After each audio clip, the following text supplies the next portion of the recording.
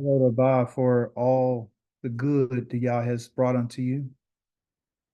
And we should be careful to thank Him for all the not so good that has happened to us in order to change our minds, give us an understanding about who He is and how He operates and how He works. This week's Torah portion, we learned about what they would call right here.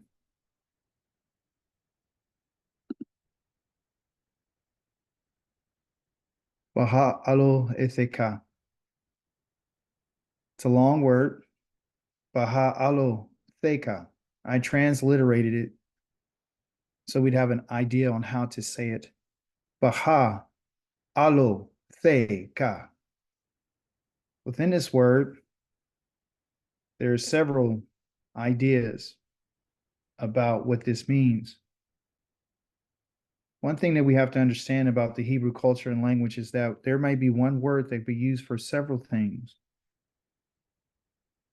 And we just can't get stuck thinking, okay, well, we have one word and this is the one word for that word and that's it. The idea is done.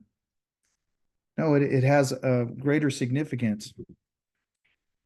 And so today, what I'm going to try to do is try to explain to us, unlike our last time that we were on this cycle, we went around and we found that the children of Israel were complaining. They had a lot of complaints, and some of their complaints were legit. Some, they had some legitimacy to their complaint about being hungry, but yet and still Yah was feeding them. And I talked about how our approach to Yah is important and how we should speak to Him and what we should request from Him. We also talked about the challenges that Moshe faced as a leader and how he was bearing the burden of the children of Israel by himself, and how the Most High gave him help, and how He empowered the leaders around him to assist him in this endeavor to bring the children of Israel to the land that He had promised them. So there was a work that was going on with the children of Israel. There's a work going on with Moshe. There was a work that was mentioned about what Aharon's responsibilities were. There was a work that had to do with how the tribes were to travel and how they would journey. There was a lot of work to be done. There was a mishmareth, which is a charge that Yah has given to them.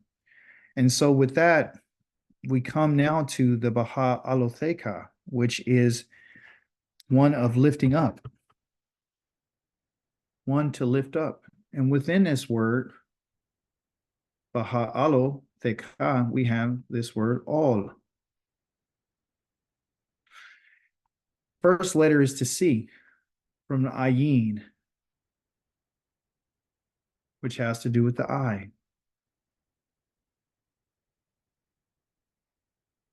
To see. That's what you do with that eye. This one right here is the staff, or what you would say the yoke, which has to do with authority. These are the things that you and I have to look for in our words.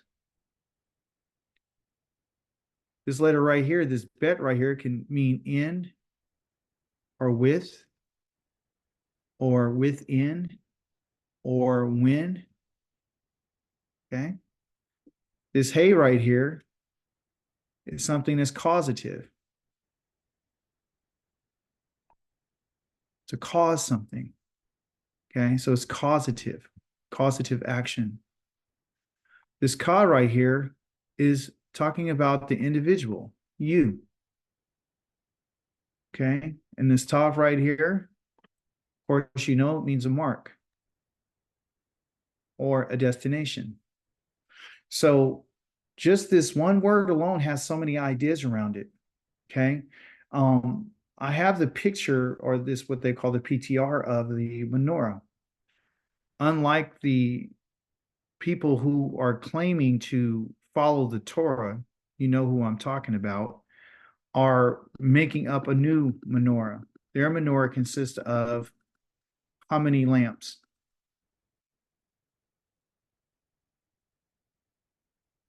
Ours has 7. 8. Very close. They threw on an extra bowl to give them 9, which is not what was prescribed in the Mishkan. Okay. The light of the menorah has purpose of lighting the tabernacle on the inside, and it's supposed to be lit and remain lighting all day long, even through the evening and through the night until the following morning, where the lamps were tended by Aharon. Okay. The reason why it mentions him as doing this responsibility is because his name itself means to be the light bearer. He's the light bearer. He's supposed to bear the light. These flames that were, forgive my writing or my drawings, these flames were supposed to be representative of the 7 spirits of Elohim,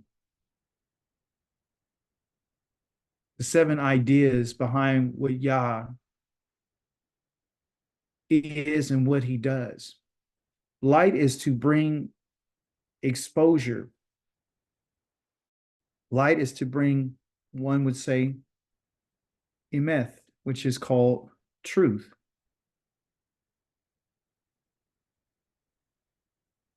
This is what we are supposed to be looking for. We want to know what is true. We want to know what is absolute. We don't want to be in darkness. Without the light of Yah, you and I are walking in darkness. The manuscripts, or what I would say the scrolls, tell us that the Torah is light. And the mitzvah, the commandment of Yah, is the lamp that holds that light. So you and I can see our way through a dark place. Yah is always giving us this idea about light. Okay? Light brings organization, as we talked about in the past. Okay?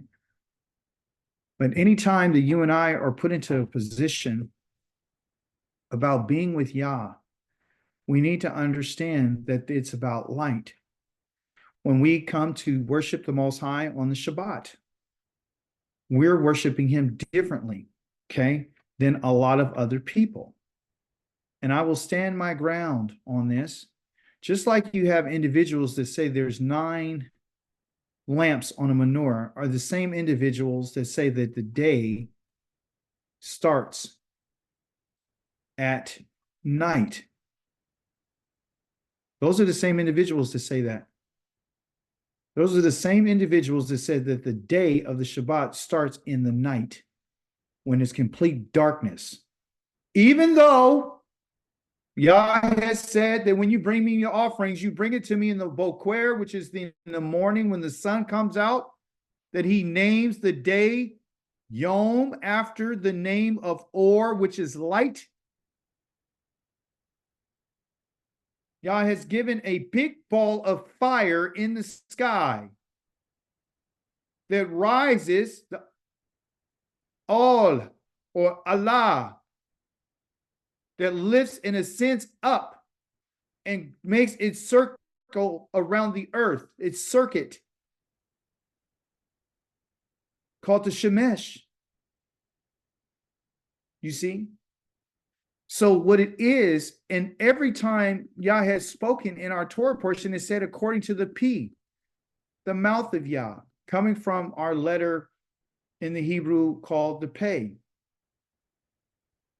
Okay? This letter right here. That means mouth. This here means hand, which also means my mouth. The children of Israel only traveled when Yah said to travel. The children of Israel tore down the camp when he said tear it down. They lifted up the camp when he said lift it up. They moved when he said. And we have incidents where they did not do what he asked them to do, but according to their travels, they only moved according to the P of Yahweh, according to the mouth of Yahweh. So if it's according to the mouth of Yahweh, if Yah speaks from his mouth, then surely his words have not gone out in vain. We talked about midbar, davar. Davar is the words that Yah has spoken from his P. Is Yah a human being? Does he have a mouth? Yah's telling you, I'll give you the idea about what I'm saying. I gave you a mouth to let you know that I'm the one who can cause people to speak. When I speak to you, is through my words. My words are written down for you in a scroll that tells you exactly what I'm asking you to do. That's how you're going to talk to me. Yah's not going to speak to us like he spoke to Moshe that you found in your Torah portion. Chapter number 12, the Most High told Miriam and Aharon that unlike everyone else, I don't speak to anybody else except for my servant, Moshe. I speak to him mouth to mouth. Mouth to mouth. Whatever I tell him, that's exactly what he's saying. So when you have these individuals out here that are telling you that Moses was just a regular man, no, he wasn't. He was Yah's mouthpiece. And those are the words that came out of his mouth that you and I need to listen to today. When the ark moved forward, Moshe said, "Arise, Yahweh. May your enemies be scattered. Let those who hate you flee before you." There's a lot of information in our Torah portions, chapter number 10, 11, 12. It was abundant, it's full, it's replete with the information about what the experiences were for the children of Israel. My last time I taught this, I didn't deal with this idea about Yah rising. But today we're going to deal with it. Okay? To rise means to kum. Okay? I have it in Hebrew to kum, kuma. This is how you say to rise in Hebrew, kuma. Kuma. Just like when the sun arises, it rises from the east. It kuma. Okay? It rises from the east. So every time Yah would decide to move, this is the words that Moshe said. Kuma Yahweh wa yafatsu, meaning to scatter your ovayeka, and wa yanasiu the masoneka. Those who hate you, let them flee before your face. And I don't know if you know this, but that kuma right there is proof and evidence that the so-called African American who has been a slave in this country was singing songs, which they call the African American Negro spiritual song. And in that song, they would say, "Kumbaya." It comes from this idea of kuma. Same word, kumba, kumbaya. You can look it up. You can go on Wikipedia. You can do your research. You'll find out. And of course, what has happened over time is individuals have taken the liberty of adding words to the initial song. The song has been changed over 4 times. But also, too, has this idea of people saying in a very, I would say, mocking type of way. You know, when they would make a joke or saying when there ever had to come time for a compromise, they would say, what did we should do? Should we all hold hands and sing Kumbaya together? They were making fun of this song. This song has Yah's name in it. This song has the idea of Yah to arise. Kum, to rise. Just like our Torah portion, Baha'alotcha, Alotheca means to lift up, arise is in that same thought process, that same idea. The ba means come. Come what? Come Yah. Why do someone want Yah to rise and come? Because according to what Moshe said, when Yah rises, oh, praise be to Yah. When Yah rises, then guess what? Yah's enemies are going to be scattered. Those that hate Yahweh are going to flee when Yah rises. When Yah arises, the nations are going to look for holes to go hide in.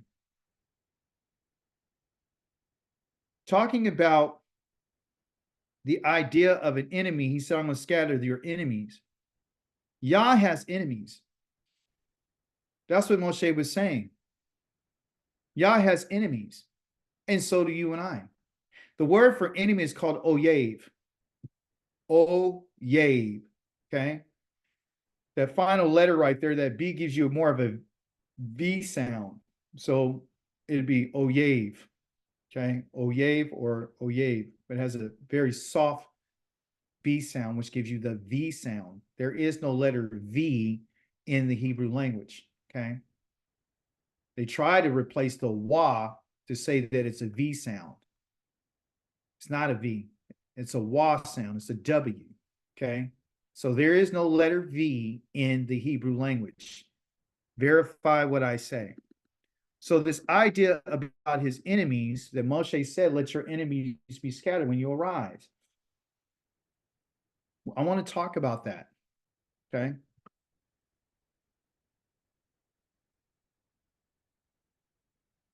When Yahweh arises, may your enemies be scattered, okay? What's the Oyeveka? Where does it come from? What is the Oyev? Oyev is an enemy. That's what it is. And I'm going to explain to you today, how did this word come about? And what is its significance? What does it mean from a Hebraic perspective? Right? So an enemy for us can actually mean anything, depending on, we could say this person's an enemy, depending on how we feel. If we don't like what they say, they become an enemy of ours. If they're an enemy of someone else's, they're your enemy. If they're from another country, they can be your enemy because, if the United States of America hates them, then you're supposed to hate them too because you're part of this country. So if they turn their back on anybody, they're your enemies too because you're gathered with the nation. See, but it doesn't work that way, okay, in the Hebraic culture. It doesn't work that way. I want to explain to you today who and what an enemy is, okay? Also, too, we know in the New Testament, it tells you to what about your enemy? What does he tell you to do? Love your enemy? Love your enemy. I want to ask you today, after we finish, find out what an enemy is, if you should love them. Because Yah has enemies, okay? So, as you know, these letters right here, the Aleph, the Yod, and the Bet, are 3 letters in the Hebrew language. Those are usually called a root, okay? Sometimes the Hebrew language will be 2 letters, and sometimes it'll be 3, sometimes it'll be 4. Within that 2 to 3 to 4 letters, depending on how many letters you have, it tells you what type of root it is, okay? In this same word, oyev, they have 2 vowels, okay? You can't make a sound or of a word without a vowel. So the vowels here are this little dot and these 2 dots down here. Those are the 2 vowels, okay? This vowel right here gives you the O sound, as in, oh my goodness, okay? This one right here, these 2 dots right here, is a EY sound, like A, okay? So if I put a B right here, it'd be bay. If I put a T, it'd be tay. If I put a R, it'd be ray. So those 2 dots is you can remember it by saying the first dot would be an E and the next one would be a Y, okay? That's how easy it is, all right? So those are the 2 vowels. And so there's a little Hebrew for you. Don't be intimidated. They're just, these little dots are called nakuds, and they tell you what the vowel sounds are so you can make the sound. But once you understand that, you can remove the dots and you'll just remember what this word means. You don't need the dots to be able to tell you that that's an aleph, that's a yod, and that's a bet. You don't need the dots to tell you that those are 1, 2, 3. You don't need those dots. They're just there to tell you what sounds to make. Okay. And so that's not difficult at all. Okay, but they keep the dots there because the dots, the Nakud, are really what they would call training wheels to train you on how to say words. Okay. The next part of this word right here, that's the structure. It is a parent root. In this parent, the reason why we call it parent is because of what? Why would I say it's a parent? How many parents do a child have? Two. You got two. It's usually a father, correct? So that's why the two letters that you have right there, those are the parents. Okay, but both of the parents are a parent. They're a parent root, right? So the parent root is the aleph and the bet. And what does that mean? Well, the first letter, of course, you know, means strength. It means an ox, as you know, right? And then the second letter means the house. This is easy stuff. So when you put those two letters together, it's the strength of the house. So who's the strength of the house? The Father. The father. Thank you. So you have an aleph and a bet. That is a father. The question you would ask then is how and what does a father have to do with an enemy? That would be the next question. Why is this, you have the word father in enemy? Okay, so what's going on? Well, he's going to explain to us when we continue to break this word down. So we understand who the parents are. Okay, so the parents are, when you put the two letters together, is the strength of the house. Okay, now we have to deal with the child. A child is the third letter. Okay, so here, this yod is operating as a child. The child gets all their information from their parents. They might be exactly like them. They may just have the characteristics of the father. They may have their characteristics of the mother, right? They'll have something of both parents, okay? But they're still part of that family. So this word right here, oyev, has to do with the father, okay? And it has to do with strength, the strength of the house, okay? But also too, this third letter right here, the child is the hand. The letter yod means hand. And what do you do with a hand? Well, with a hand, you do work with it. Okay, so you can use the hand for working, but also you can use the hand to carry a spear. Okay, the word ayiv or ayov means the spear. So this is the idea behind an enemy. Okay, so what is it? The father is the enemy? No, the father is the one who is the strength of the house. Okay, the strength of the house in the old Hebrew text is the house is a what? Is represented by what?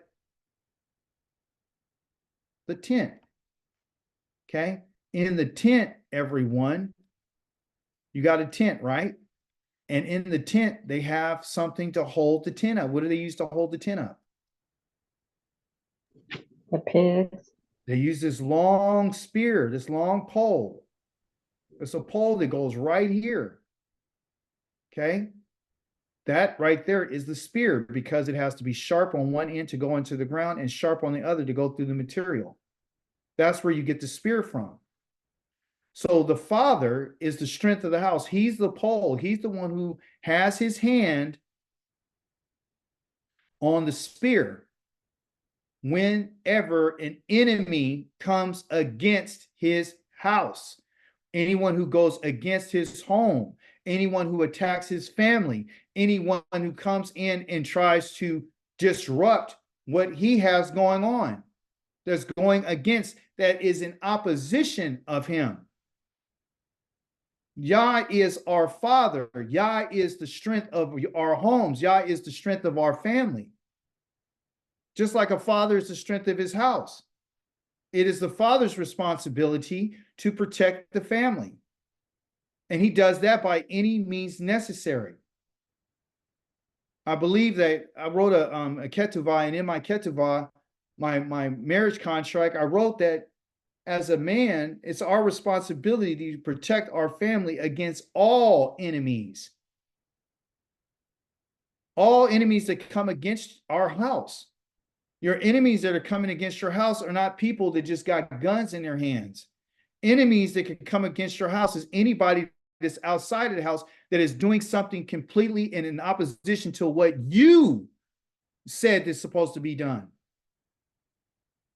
There could be enemies in your own house that can be going against what you have said as a father. Yah has enemies in his household that are going in an opposition against Yah. So the enemy is the one who the father has to deal with. He has to fight and he has to protect his family against the enemies. This is the reason why Yah, when they started complaining, the Most High sent fire around what? Around their tents, around their makane, around their camp. You guys are a problem. I have to get rid of the problem. Okay. So continuing on, an individual, an enemy is someone who's showing hostility against what? And against who? Hostility against the tent, which is the home. The person who's over the home is the father, which is, in our case, a man. That hostility comes in many shapes, sizes, and forms. See, we think it's just somebody with a gun or a knife in their hand and being and talking crazy. No, it's much more than that. So it's against the father. It's against his home. It's hostility. Hostility is done by words, actions, which you and I would understand that to be behaviors. So the question is, if an enemy is someone who's showing hostility against the father in his house, that means that everything that the father has laid down, somebody's going against it. They're going against what has been laid down as a law or a Torah or an instruction or the way that he wants the house to be managed. Yah says, I want my house to be managed in a certain way. So for us, our lesson, because I can't go into each and every last one of our homes. That's not my job. My job is to tell us that the people that are enemies are the ones who have hostility against Yah.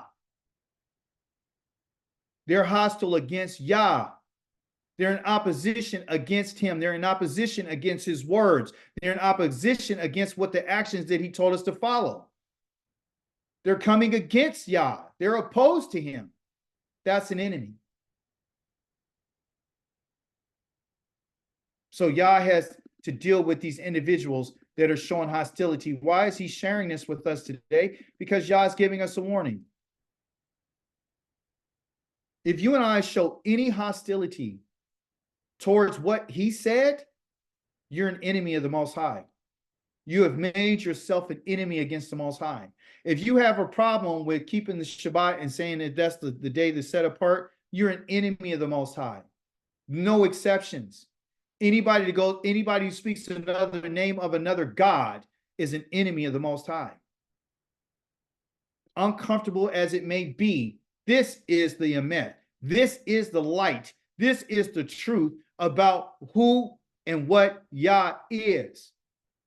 And he's telling us your enemies and the ones that you so-called call your friends, if they show any hostility towards me, they should be your enemy against you. They're an enemy against you.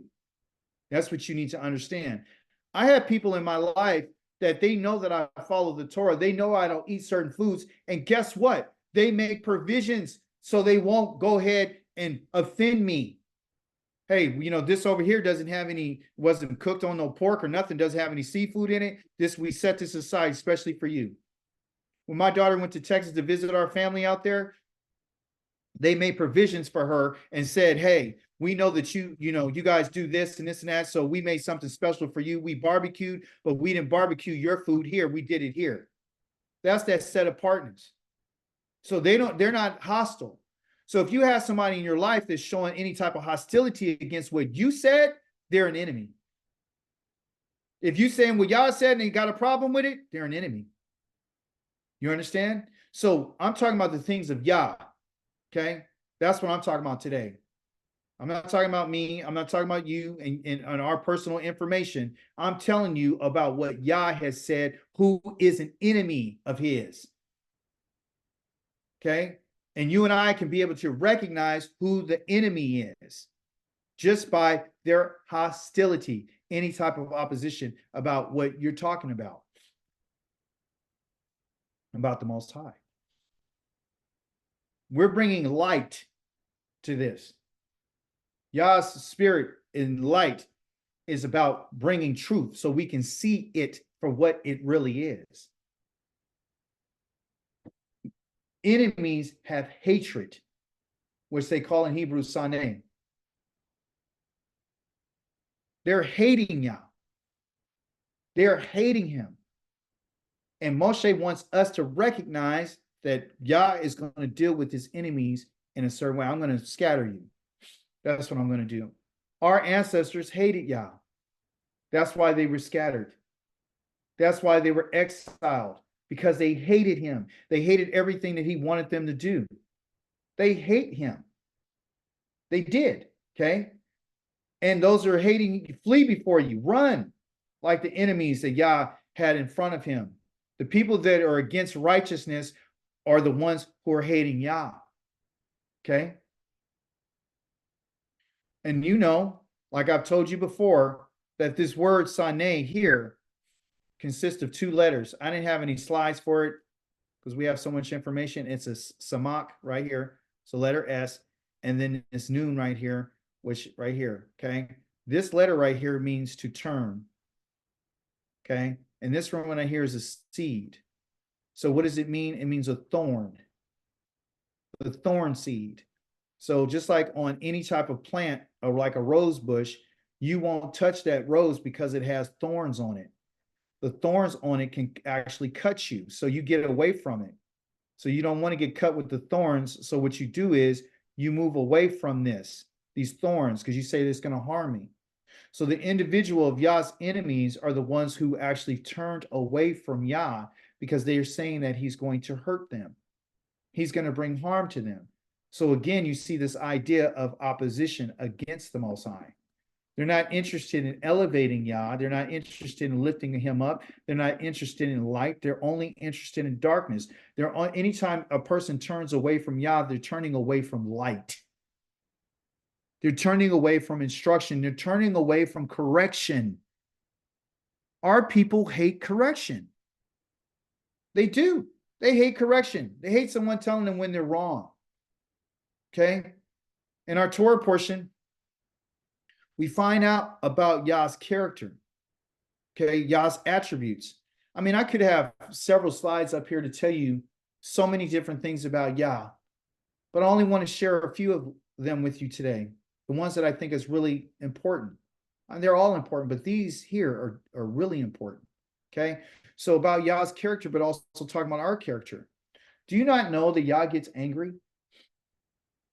That's an emotion. Yah has emotion. You say, well, wait a minute. I thought only human beings have emotion. No. The one who's created the emotions for the human being is the one who's the originator of that emotion. Yah has created these emotions to demonstrate and to show us who he is. You see, we're all connected to Yah, but the people began complaining about their hardships to Yahweh. In his ears. They said in his ears. Does he have ears? No, he uses ears to tell us, I put ears on you so you can listen to what I'm saying to you. You couldn't hear anything I'm saying. I've actually designed the language. I've designed words. I've designed frequency. So when you hear it, it'll send a certain message to your mind and cause you to respond. So the things that the people were complaining about sent a frequency in the hearing of Yah. And when Yahweh heard it, that means that Yah created the ear. He heard it. His anger flared up so that fire from Yahweh broke out against them and consumed the outskirts of the camp because of what they said, because of their words, which leads to their actions. Last time we did a study on this, we talked about how one person can start complaining and everyone else will buy into it, and then they'll start complaining too. It's contagious. Complaining can be contagious. Yah gets angry. That's an emotion. Okay. Next, after he burned up the camp, guess what they did? The mixed crowd, which is the individuals who had joined themselves to Israel, that was with Israel, with them, grew greedy. They began craving. They had an appetite for an easier life. You see, our Torah portion, before we continue, there was a son of Moshe's brother-in-law, father-in-law. He asked him to stay with them. Stay, stay with us. Things will be good for you. I think it's his brother-in-law or his father-in-law. Stay. Yah's going to do good to us, and once you stay. He said, no, I'm going to go back to my family. Right? So he moved on. These other individuals that joined themselves to Israel, they came in and they started thinking about what life was before they joined with Israel. They wanted an easier life. This in particular slide right here is something that I actually put into my presentation no less than 20 minutes ago. It wasn't even from yesterday. It was this morning. Yah has pointed and directed us to understand that when we come to him, our lives are going to be different. It's going to be different. We should not be holding on to our past life. We want something that we used to have. They want to say, hey, we remember the fish that we used to eat. We talked about this. It cost us nothing. No, it did. It cost you everything. It cost you your freedom. They said they got it for free. They didn't get it for free. They talked about the cucumbers, the melons, the leeks, the onions, the garlic. Last time I taught this, we talked about the cucumbers, which is very difficult to digest because of how hard it is. They're describing a life that they had prior to the walk with Yah. They didn't understand that once we got into this relationship with Yah, things have to change and they have to be different. And life is not going to be easy when you and I are walking with Yah. It's not. Walking through the wilderness wasn't easy. That's not an easy task. Not when there's no water, there's no housing, there's no food, there's nothing, just you and Yah. So all the noise of where they used to live, they started craving and want that again. They wanted the life that they had. They wanted to go back to that lifestyle because it was easy. They don't want to walk with Yah. So when we don't want to walk with Yah and we want to go back and think about what things used to be, we want to think about our old relationships that we had. We want to, kind of reminisce about things and how good it was for the good old days and all this sort of thing. Yah's giving us a warning. He's giving us a warning. That makes Yahweh angry. Why? Because we're showing that we don't trust Yah. We're showing that we're not interested in him. We're complaining about our life now. But when we were in the life that we were in darkness, walking around with no idea about who we are and what our duty was and what our responsibility is to the Most High, we were happy. We were happy at those parties. We were happy at those pagan festivals. We were celebrating Christmas and Easter with a lot of zeal. Now, all of a sudden, when we're walking with Yah, now we're miserable. Now it comes to the Shabbat, nobody wants to celebrate. They want to complain that I can't do what I usually do on Saturdays. They want to complain because they can't buy and sell. They want to complain because Yah said, I want to spend time with you. This is our time. This is my sign between me and you that I am your Elohim. But while we were in the other part, of our understanding, when we were walking in darkness with no truth, we were happy-go-lucky. That was the best life possible. We were making all the money and had no responsibility to nothing. We can sin as much as we want to. We can commit adultery, not just by the act itself, but just the thought of saying, hey, I want to be with someone else secretively. See, You had no responsibility. You can hide all kind of stuff now on the internet. People are having relationships with other people on their phones, and nobody's supposed to know, but Yah knows. You see? Because then you could be who you want to be. Then you have no responsibility to Yah. Then there was no accountability. Now we have to be dependent on Yah. So in a sense, we lost our independence. And now we're becoming dependent on the Most High Yah. These people were upset at the fact that they said we were withering away. We're withering away because we don't have steak sandwiches anymore. We're withering away because we're not eating the lobster and the crab anymore. We're withering away because we had to change our diet. We're withering away as if Yah brought them out there to make sure that they would wither away. Do you hear the complaint? Do you hear the complaint? We're withering away. We have nothing to look at but this manna. What Yah had provided for them wasn't enough, just like it is today. We'll do anything we possibly have to get a job.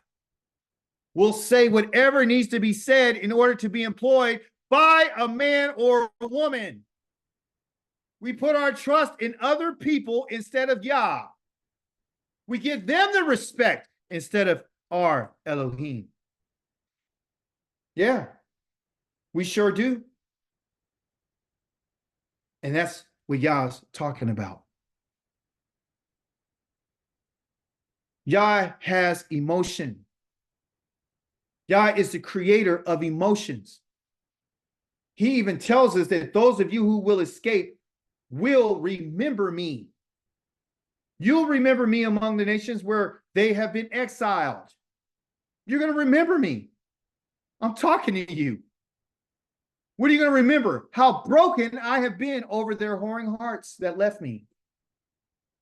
This is found in the book of Ezekiel, chapter number 6. Or excuse me, chapter number 8. Over their eyes, they went a-whoring after their idols.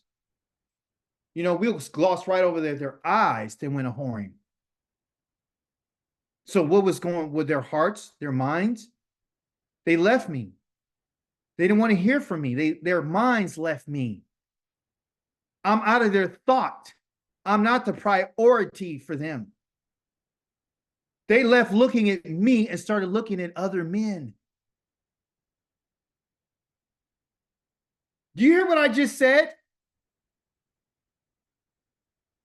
Our people have left Yah in making him the priority and keeping our focus on our husband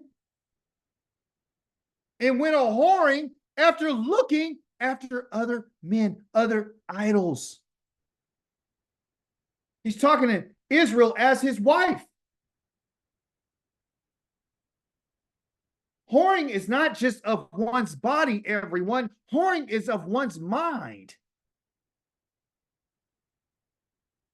So how many whores do we have today? How many of Yah's people have gone and left him to go after somebody that they used to be with? Somebody that they thought could be better to them instead of the Elohim that has been with them. Instead of the Elohim has brought them into the light. The Elohim has brought them into the truth. The Elohim that gave them instructions. The Elohim that would feed them. The Elohim that clothes them. The Elohim that caused their feet not to sweat.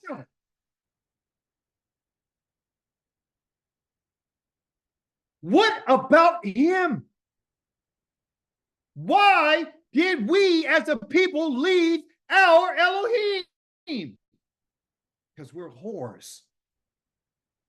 Because we're not satisfied with what Yah says. We want something better. Oh, you better hear what he's saying today. We want something better than Yah, and there's nothing or no one better than Yah. There's no one who can make us whole but Yah. There's no one on the earth that loves us like Yah. You saw it in your Torah portion. He fed them. Their clothes didn't wear out. They went out with jewelry and gold and silver and precious stones and everything. because I want to make my home with you. I want a relationship with you. But you still want to be a whore.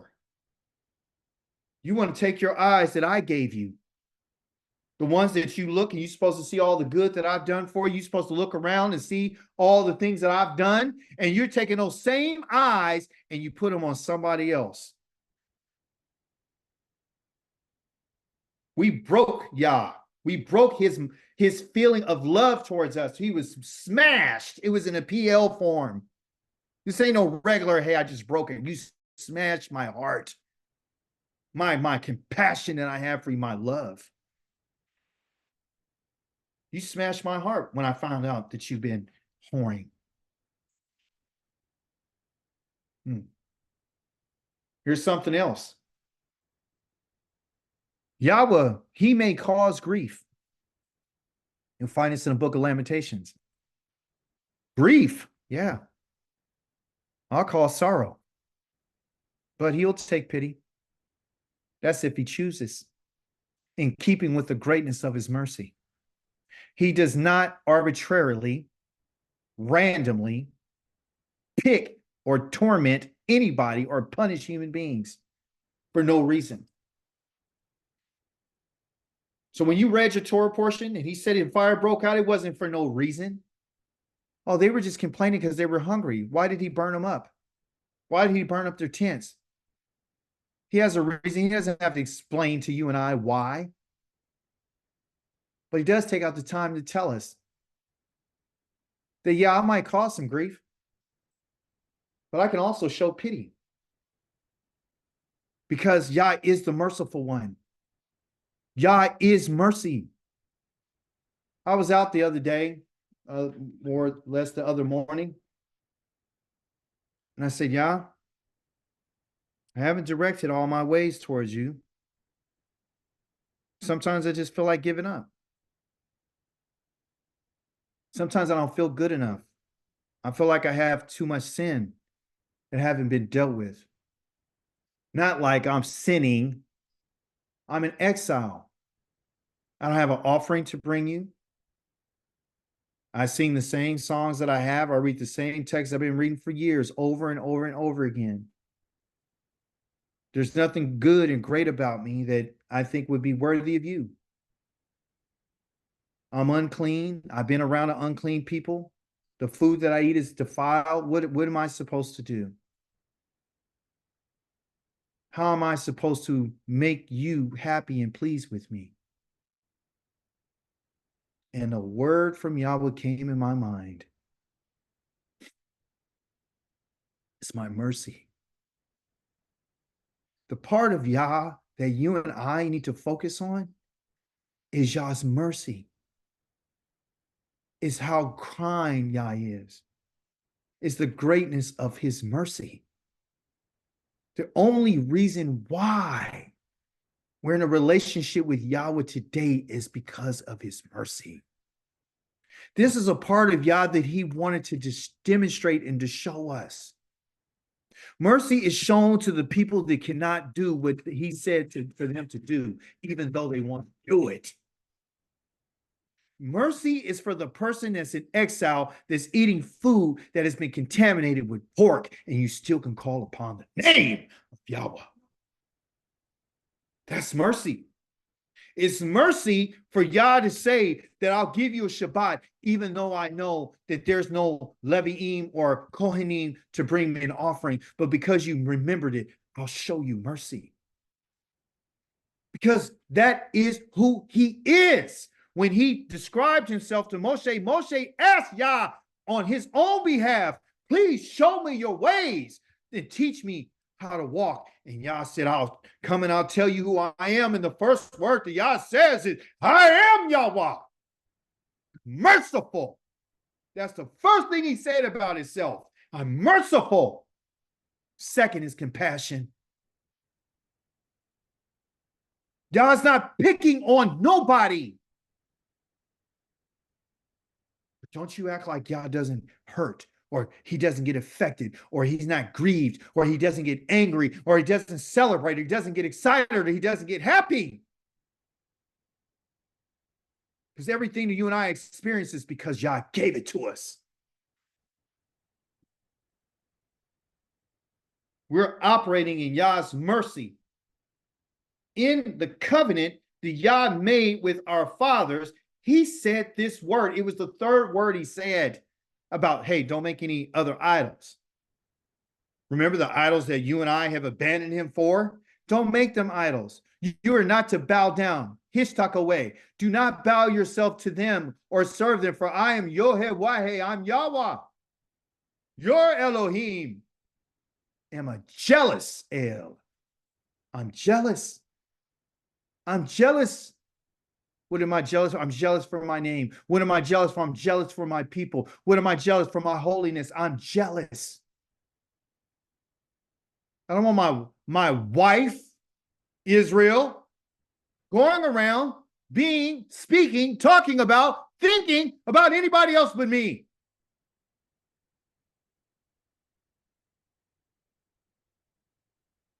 He says that I'm punishing, I'm visiting, which is there is actual visit. I'm visiting and giving an accounting of what? The children for the sins of the parents. I'm not punishing the children, I'm visiting. Whatever the parents did, I got to find out if the children have done it.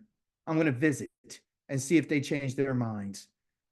Because you can change your mind. What? For the sins of the parents, to the third and fourth generation of those who are hating me. Those are the ones that I'm visiting. Those are the ones that I'm bringing into account. The ones hating me.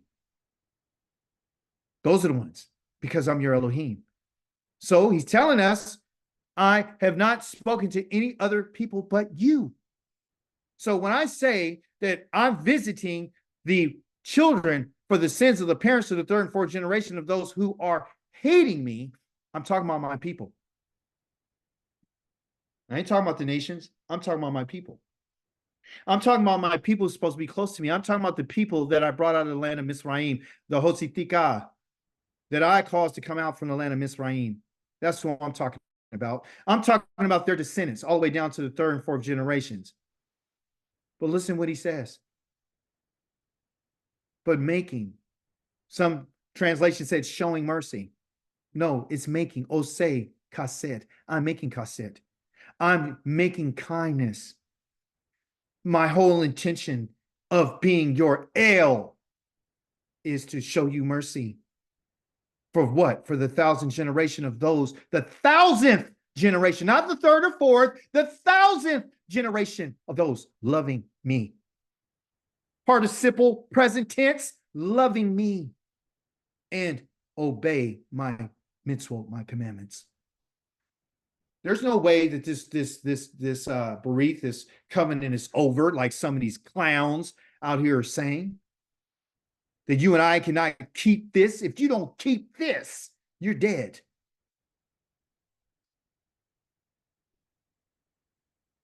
There's 3 questions here. There was 4 in the text, but I only want to talk about 3 of them to give us an understanding. The question is, who can say something and have it happen without the Supreme Master commanding it?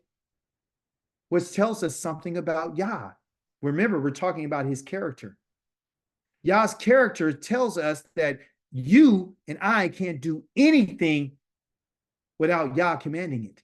Meaning, if anything good ever happens in your life, it's because Yah gave a commandment for it to be good. Oh, praise be to Yahweh. If anything has ever crossed your table, it's because Yah has commanded it. If you ate yesterday, it's because Yah gave a command for you to eat, for you to be able to eat tomorrow. Huh? You had any good trips like I did? Yah gave a command.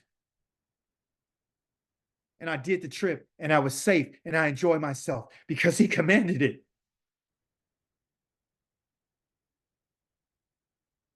You and I should never forget.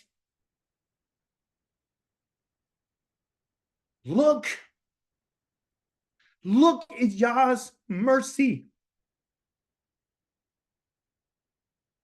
If you have any success in your life, it's because Yah has given a command to let it be so for you. If you have children, it's because Yah said. Let it be so. And it was. Yah is commanding every aspect of our lives. And you and I need to remember this. He is the supreme master over all his creation. I cannot apologize today for my emotions because he gave it to me. The command was given for me to feel something for Yah. The command was given so I can teach for Yah. The command was given so you can be here to hear from Yah. It was given by command that he gave. Next question, don't both bad things and good proceed from the mouth of the Most High? Nothing bad can happen to you if Yah didn't give a command. When we talk about the mouth of Yah, the P of Yah, as you was mentioned several times in your Torah portion, the P of Yah, the mouth of Yahweh, the Most High Elyon,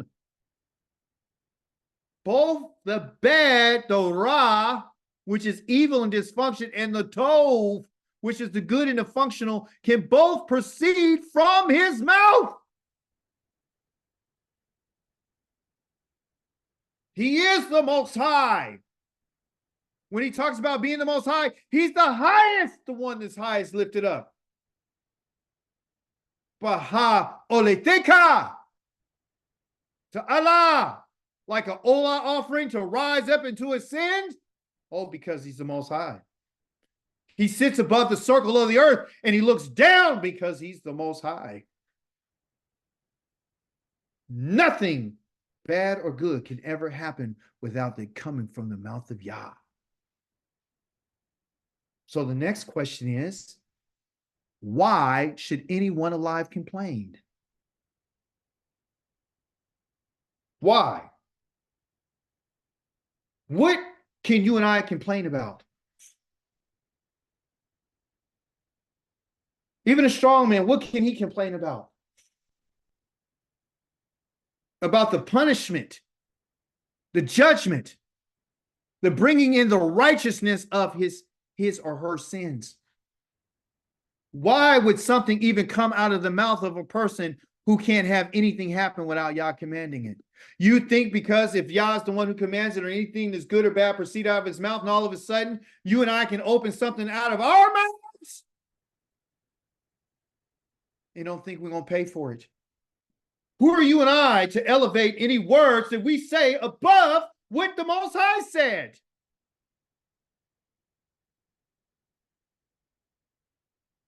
Above means all. All. The ayin and the lamed, all. Or olah. The olah offering, the ascending offering. Lest you and I not be fools and to elevate any words that we say above what the Most High said. If you notice, everything that's mentioned here is talking about commanding comes from Yah's mouth, proceeding out the mouth of Yah, and complaints come from our mouth. So if there's any punishment, it came from the mouth of Yah. So you and I cannot complain about any punishment that we receive for our sins. But of course, if you're a Christian and you believe in the New Testament, you would say that this doesn't apply to you, because now you can elevate your words over what the Most High said, like that so-called son of his who claims to be his son and said, you have heard that it's been said, but I say unto you. He elevated his words over Yah.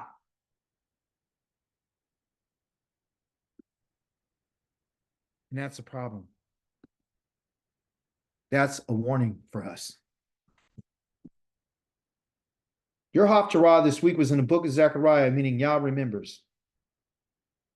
There's a character that's mentioned that all of us have been mesmerized by. since the day that we were born. The moment you found out about this individual, you were taken back and didn't know what to do with yourself. Matter of fact, we would blame him for the actions that you and I would take. We would blame him for our disrespect and our disregard for the words of the Most High. We would blame him for everything. No accountability on our part. The devil made me do it. Satan. He's great and he's after you. Okay. Your Torah portion, your Haftarah, actually talked about, he showed me Yehoshua, the Kohen Hagadol, meaning the high priest standing before the Malach of Yahweh, the messenger of Yahweh. This was a vision that was given to Zechariah, Zachariahu, with the accuser, Hebrew, Satan, standing at his right to oppose him. That's what a Satan does. They're there for opposition, like an enemy. So who is Satan, Hebraically?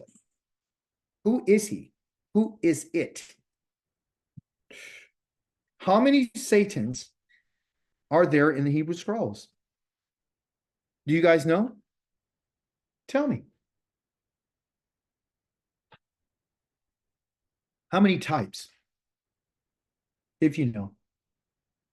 If you don't know, that's okay, because I'm going to tell it to you today. I'm going to let you know who Satan is. And I'm going to let you know what they do. There's two types. We were never taught this. We were only thinking there's one. There's two. Okay? That's mentioned in the scrolls of the Hebrew scriptures. Okay? The first one is called Ha-Satan. And the other one is called Satan. Okay? Some say that this is their names. Some say, you know, because it is S-A-T-A-N in Hebrew, Satan. Same letters, right? So is it his name? Yes. Is his character? Yes.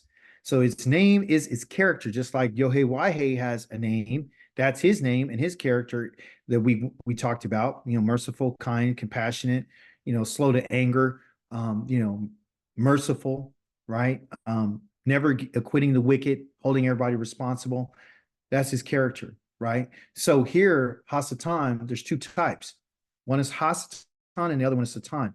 Type number one that we're going to discuss is the first one, right? Which is an adversary, an Satan, okay? But Elohim was incensed at his going, so a messenger of Yahweh took a position in his way as an adversary.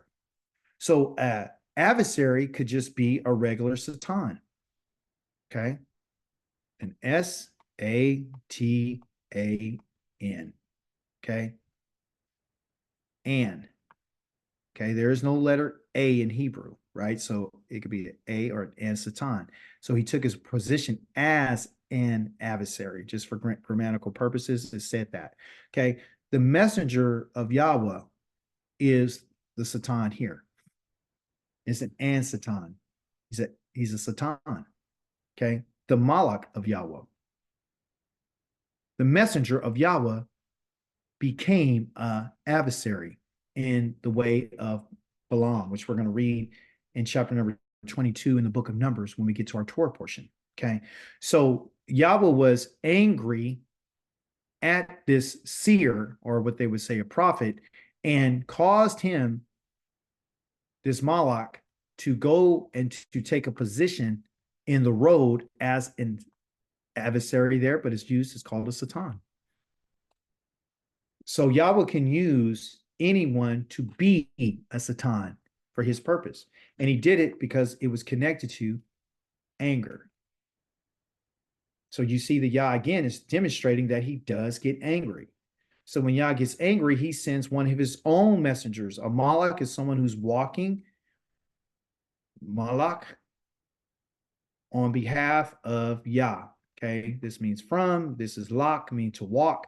So this Malach is walking on behalf as a messenger for Yahweh. So he comes, this messenger of Yahweh comes as a Satan. He comes as an adversary to oppose. Okay, so in this case, they were opposing the will of Balaam. Type 2 is a little bit different. Okay, there was a man in the land of Uz whose name was Eov. I want you to draw your attention to Eov. Eov right here is spelled Aleph, Yod, Wa, and a Bet, which this is our root for a what? That we went over this morning. What's a Eov or Oyev? What is that? We just learned it this morning.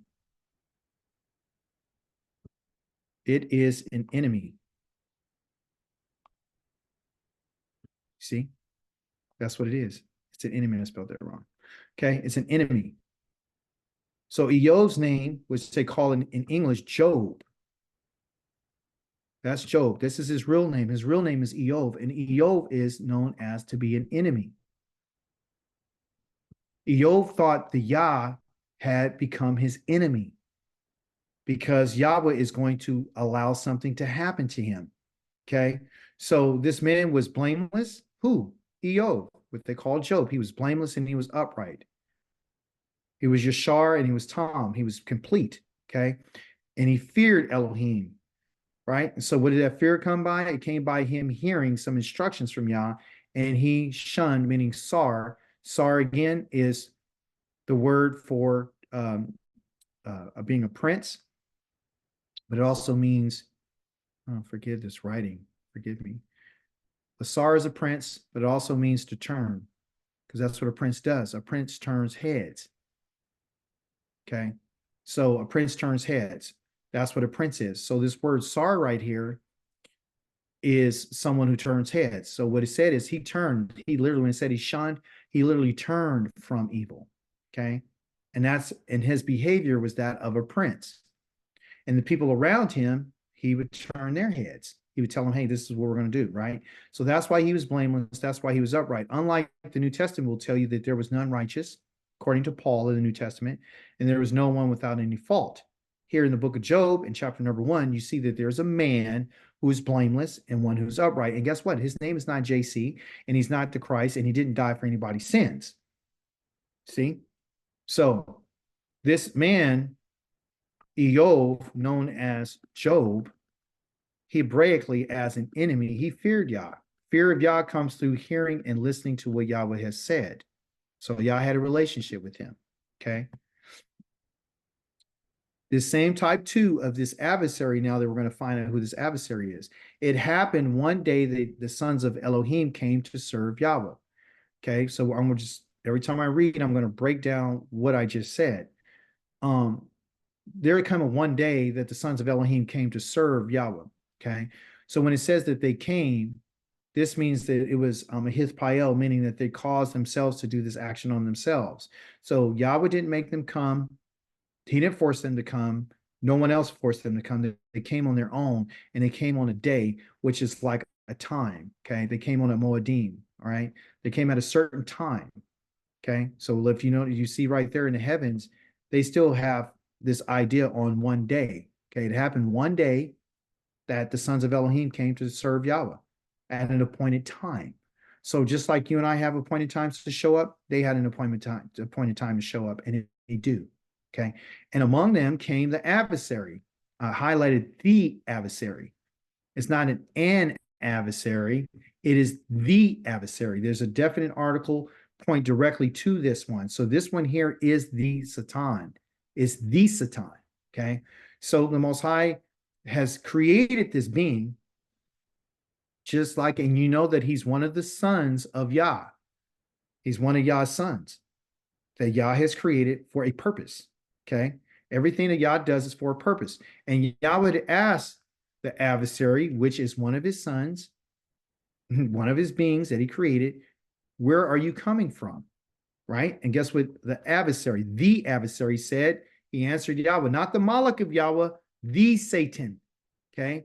He said, from roaming through the earth, wandering here and there, just like how the children of Israel used to get up in the morning and go get their manna. They used to wander. The same word that's used there is how they would, forgo and rove around and looking for something.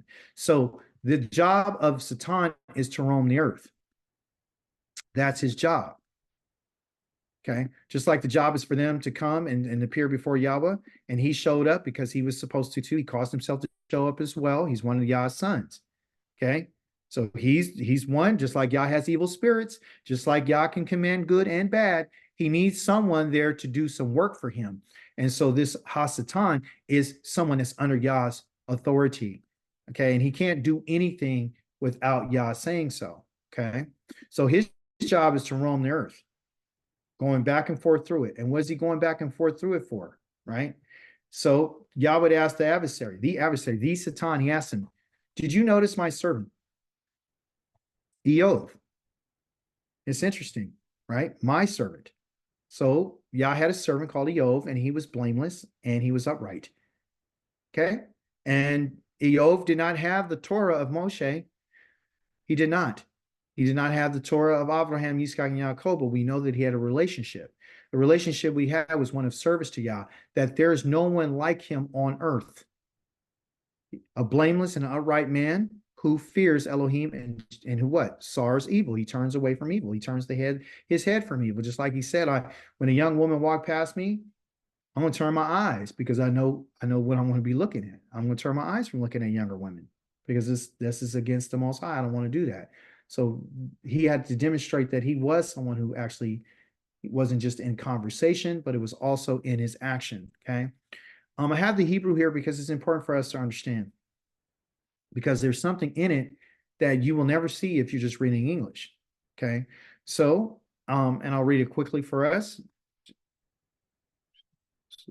Okay. So number one is, and he said, who? Yahweh. That's the one talking. Yahweh said, El, meaning to, Hasatan. Ha-sa-tan. I said to Hasatan. Okay. So it says he asked. Well, that's just a grammatical word they're using, but he said to him. The question of asking is this letter right here. This hey. Anytime a hey is in the beginning of a word, like this word called samta, okay, there's three words going on here. This is a question, and he's asking a question. And he's asking it, and this ta on the end tells us that it's perfect, that it means it's already done. And the word that's being used right there is called sam. So a samta means not, did you notice? He didn't say that. He didn't ask that question. The question that Yah is really asking is, so it can make sense for us,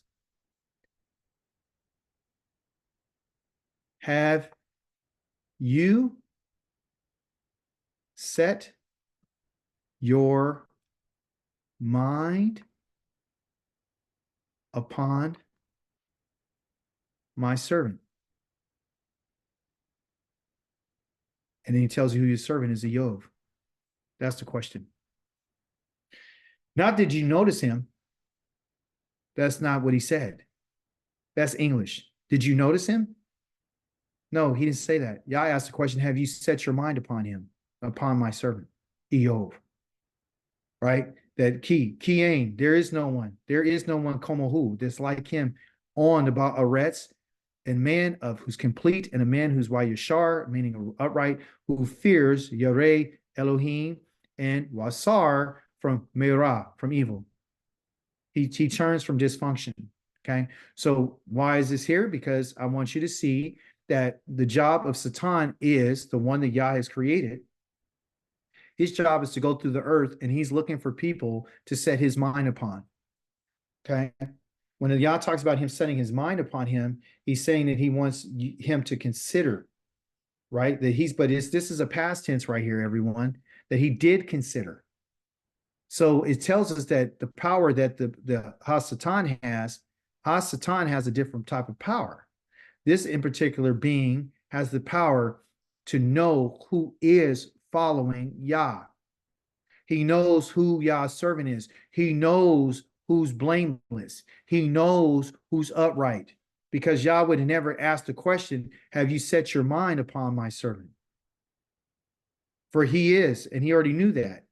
And how did he know it? It's because of what the words that were coming out of Yov's mouth. So we know the Satan is listening and hearing and watching, because that's what Yah caused him to do. Okay. So the question is why? And of course, we know that Hasatan said, yeah, The only reason why he's doing this is, but if it's because you blessed him. But if you do this, and this to him, then he'll curse you. That word, I don't have the slide because it's too much information. It's not talking about cursing. It's just the opposite. He's saying if you were to remove the hedge that you have around him, would he not, if you take that away from him, it's not that he's going to curse you, it's he's not going to bless you. Did you hear what I just told you? It's not that Job was ever going to curse Yah. It was that he was going to stop blessing Yah. He's going to stop using his mouth for blessing Yah. And instead of hearing Yah's blessings, bless Yah, thank you, Yah, TODAH, RABBAH, thank you for all that you've done. Thank you for my house. Thank you for my children. Thank you for my food. Thank you, thank you, thank you, thank you, thank you, thank you, thank you. You're the best. You've given me this. You've given me that. You're so kind. You're so merciful. Instead of hearing that, what he's going to hear? What you heard in your Torah portion. He's going to start hearing complaints. And Yah has caused this to happen to Eov because Eov was full of pride, because he didn't think that within himself that he would ever come to the point of being, he thought all the good that was happening to him was because of his own righteousness. And Yah had to show him that no, any good that comes to you is because of me. Any forgiveness that ever comes to you is because of me. There's people that Yah has forgiven, right, that should have been never forgiven, but for whatever reason, he forgave them. Okay. So it's another dynamic. Okay. So with that being said, I want you to know that that's his job. His job is he's already set his mind upon you, because this word right here that you're going to see again is called his libaka. His libaka comes from the Hebrew word lav. And lav means mind, or what they would say in English, your heart, but it's really your mind. It's your inner being. So Yah has given Satan an inner being.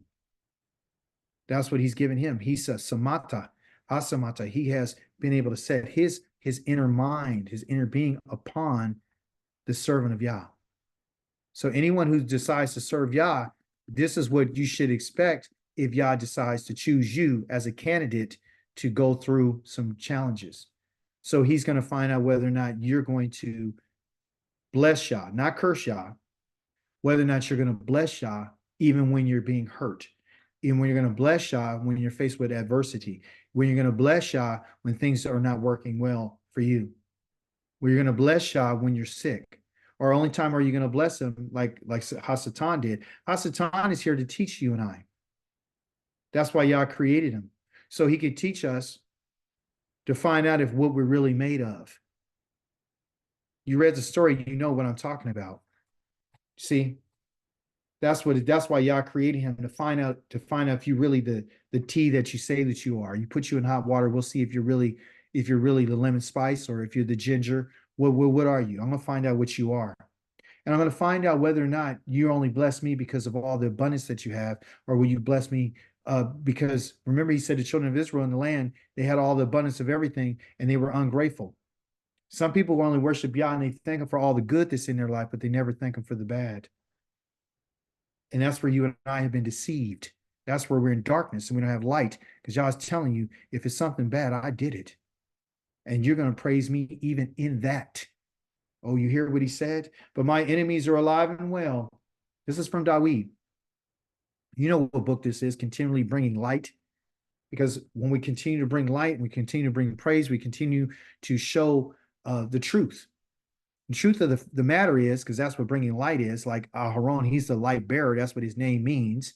Yeah, I asked him to light the menorah because he has to always continue to bring that light, because it always brings truth. So my enemies are alive and well. That's the truth. Those who wrongfully hate me increase their numbers. That's true. And since they repay good with evil, they oppose me because I pursue good. So there's also the group of individuals. These are not the Hasatan, but these are a Satan right here. This word right here is Satan, is in Hebrew, and it's the Satanenu. Satanenu, the new there is them. Okay, they oppose me. Anybody who's in opposition against you is operating as a Satan. That's what I wanted to show you today. I want you to understand that when you have done good to someone and they give you evil, they're the enemy. They're the opposer. They're the person who's in opposition. They're an opponent. Okay, so opposition means to oppose. To oppose means to be an opponent. Okay, they're not a proponent. They're an opponent. They're an op. They're against you. So because why? Why are they against me? Because I pursue that which is good. I'm chasing Tov. So either you could be doing one or two things. You can continue to do the good that you do. You can continue to pursue that, or you can be overtaken with evil. The moment that you start operating in this idea of Ra, meaning to be evil, to be miserable, then you're the one who is in opposition. You're an op. So what is the theme today? Bring light to your life. Don't be an op. Don't be a Ra. Don't repay evil for good. Don't do that. Someone does good to you, don't give them evil. Don't oppose them. And especially when they're coming in and they're following the Most High. And again, Yah is not the only one with enemies. You have enemies too. And you need to know who they are. Like we said, you have the Eov right here. Who's the Eov? The person who goes against the Father, whatever our Father said. You're the Son. You're supposed to pick up that spear and supposed to defend the house as well. He wasn't the only one defending the house.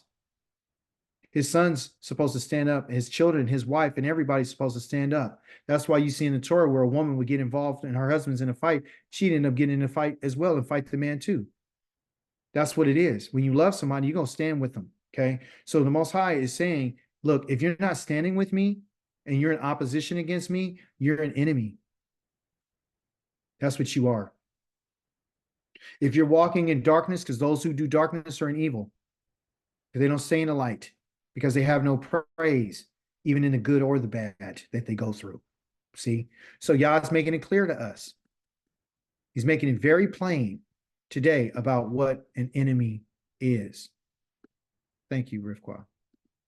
Okay? So this is what Yah is teaching us, the Tahalim. I want to bring out something today about being apathetic. Okay? Apathetic. The idea behind being apathetic is this idea of not being interested any longer in what you have been doing, like you've lost interest in it.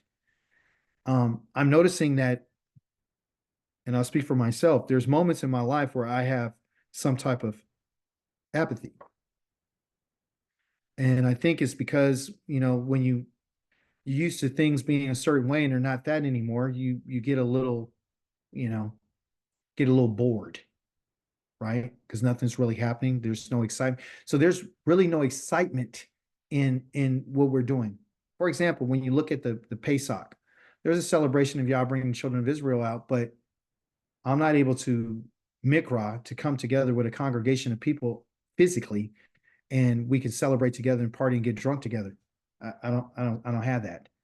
I don't have this idea of people that I can continue to be with, a sense of community. So kind of like on a standalone island. And that right there can cause you to feel a certain way. Okay. So we could be apathetic. We can lose interest. Okay. And the Most High is saying, don't lose interest in me. Okay. Don't. Because Yahweh Zavaot says this. There's people, and I'm taking this out of the book of Kagai. And the book of Kagai is a prophet who, just give a little context, is the post-exilic people who came out of Babylon and the Medes and Persians that sent them back to Jerusalem, and they're back there, and now, they're just there. Okay, there's no excitement going on. They faced a lot of opposition. There's a lot of people who opposed them going back to the land because they were there to build the temple.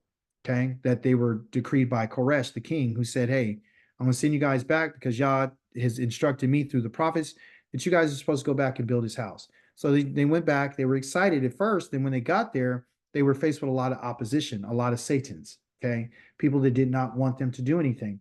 And it took about 16 years that they were stalled from doing what Yah wanted them to do. So Yah sends his prophet, Kagai, and Kagai means to be festive, to be excited, to be very festive about, ready to celebrate. And he says, this people is saying that now isn't the time. The time hasn't yet arrived for Yahweh's house to be rebuilt because they became apathetic. They lost interest in what it was important to Yah, the work that Yah has for us to do, right? For them to do in this case. Then this is the word of Yahweh came through Kagai the prophet. So is now the time for you to be living in your own paneled houses while this house lies in ruins. Why am I putting this here? It's simply because we have to understand that even though you and I are in a position of being in exile right now, there's still work for us to do. And this is not the time to get apathetic. This is not the time to lose interest. This is not the time to sit on your hands. This is not the time, because this is the only time that you and I have to make sure that we're going to rebuild the relationship with the Most High. See, before they built a house to Yah, but they never were in it.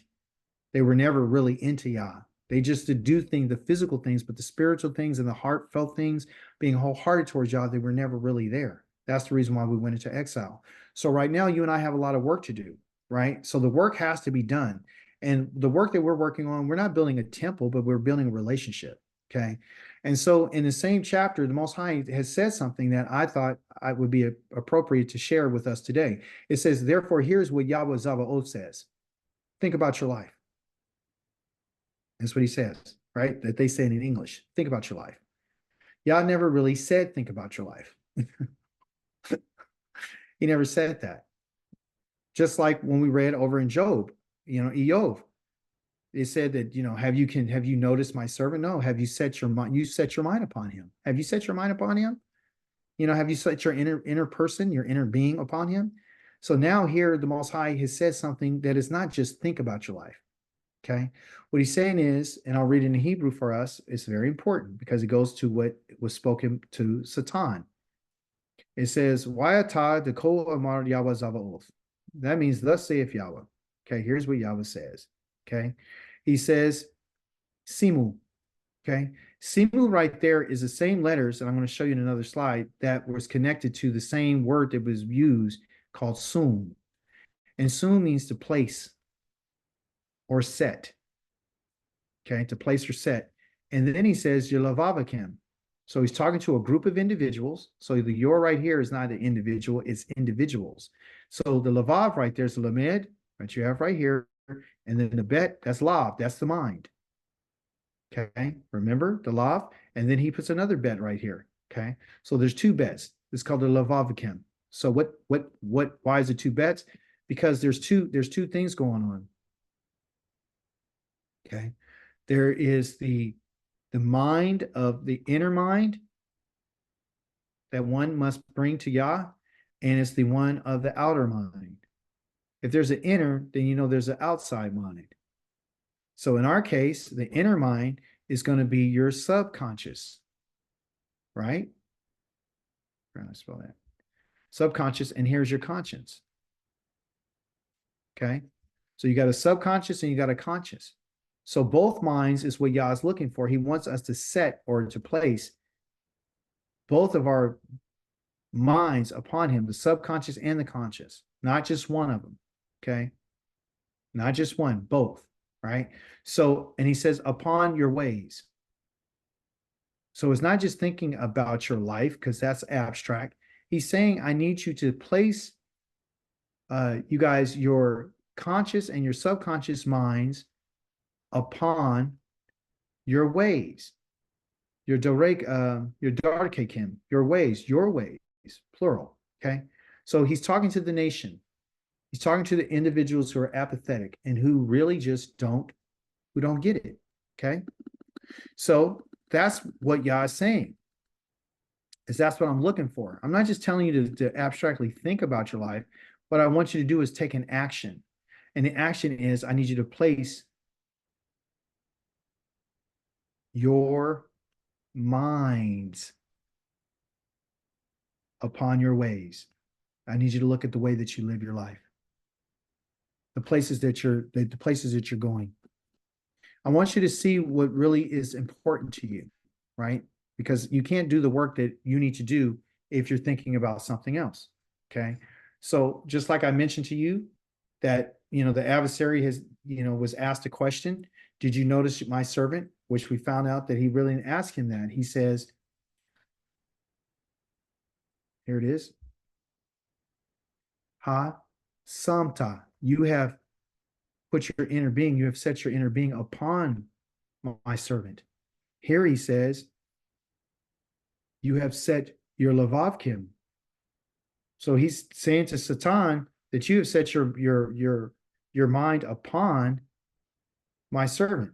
Yah's telling us you need to set your mind, both your minds, your subconscious and your conscious, upon your ways.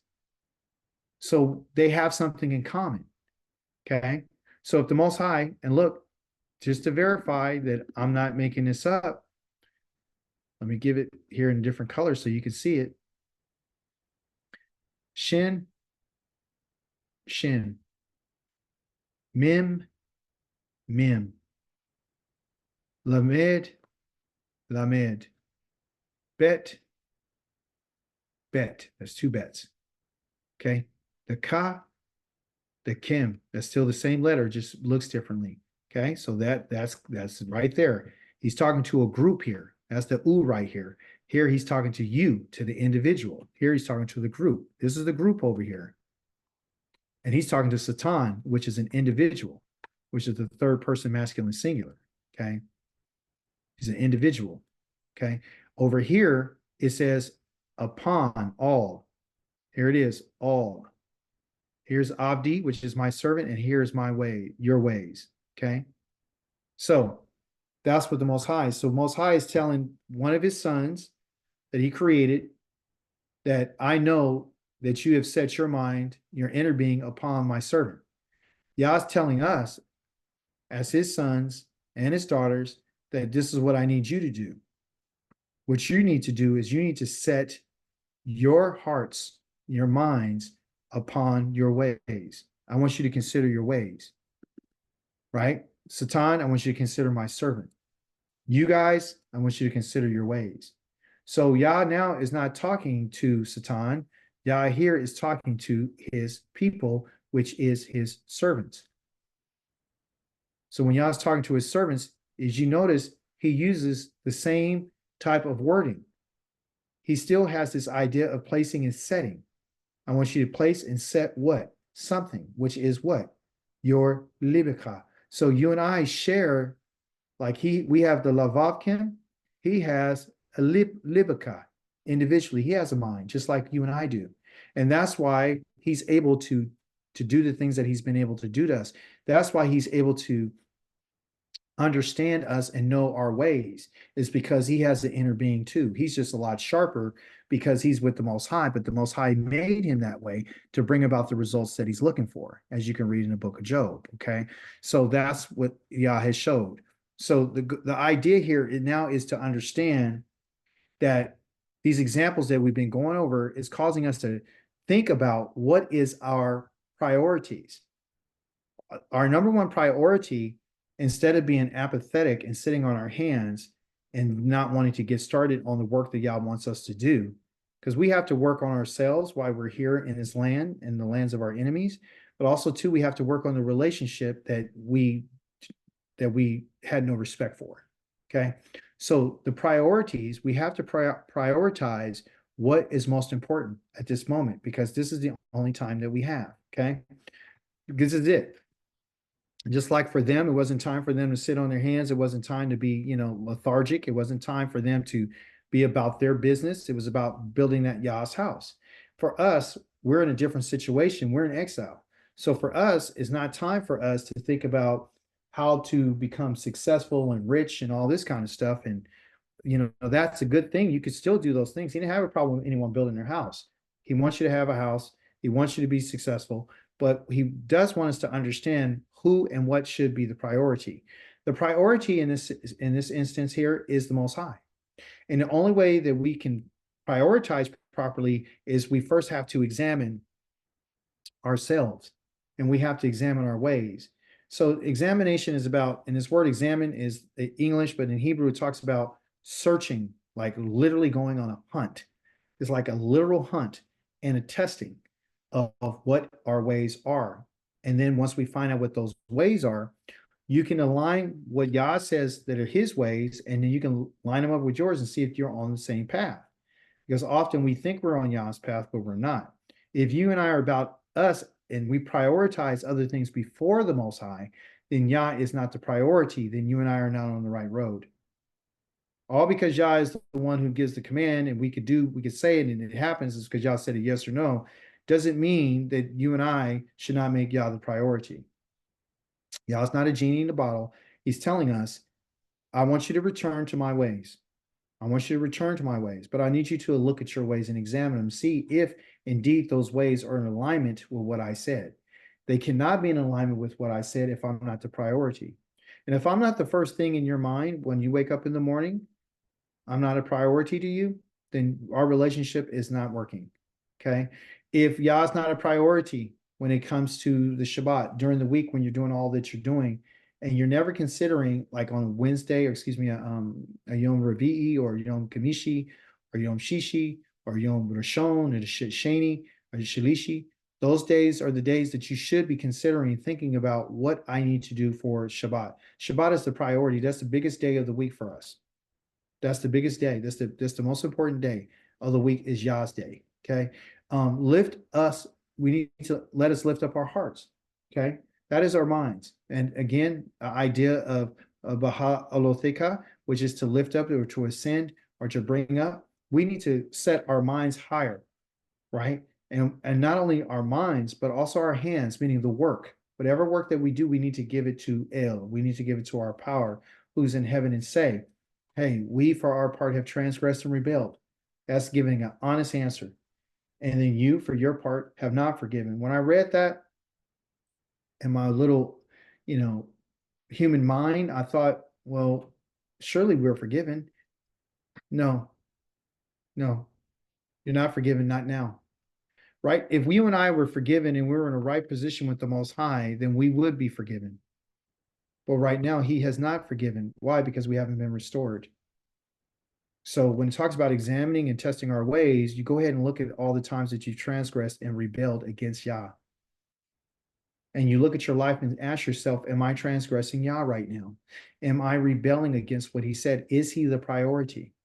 So the idea behind everything is to give priority to your relationship with Yah. That should be your number one priority. So let's work on that. Let's get better with that. And I'm not talking about being religious. I'm not talking about, hey, I've I got a 10-week class on this and I did this. I'm not talking about that from that perspective. I'm talking about a real intimate relationship, one that requires us to be honest with Yah, because that's what you see here. For our part, have transgressed and rebelled. When we start acknowledging what we have done against the Most High, then we can start rebuilding a relationship that you and I put a breach in. And we can rebuild that relationship by not only what we say, but what our actions. So in closing, I'd like to say, let us move on from our complaining and get back to blessing Yah for even the good and the bad. Let's go back and thank Yah for His mercy that He's given to us along the way, that He's been kind to this generation that we're in right now to even reveal to us who we are and what we are and whose we are. And also too, that He promises to restore our nation back as a people where we no longer be scattered among the nations, but we'll all be gathered back to the Most High to serve Him and to worship Him and to give Him the offerings and the sacrifices that He so desires. And with that, I would say to you, Shabbat Shalom. Is there any questions, comments, contributions that one would like to make? Remarks?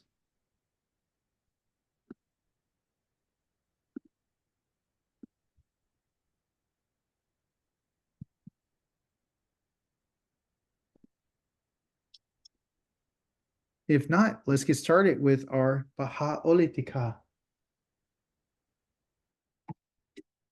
Who is our contestants today? 703-7513. Game pin. Baha'alotcha it.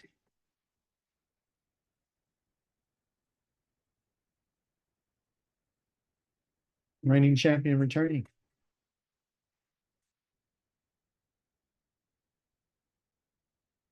Cisco, you know what to do. Shabbat Shalom, Chapmans.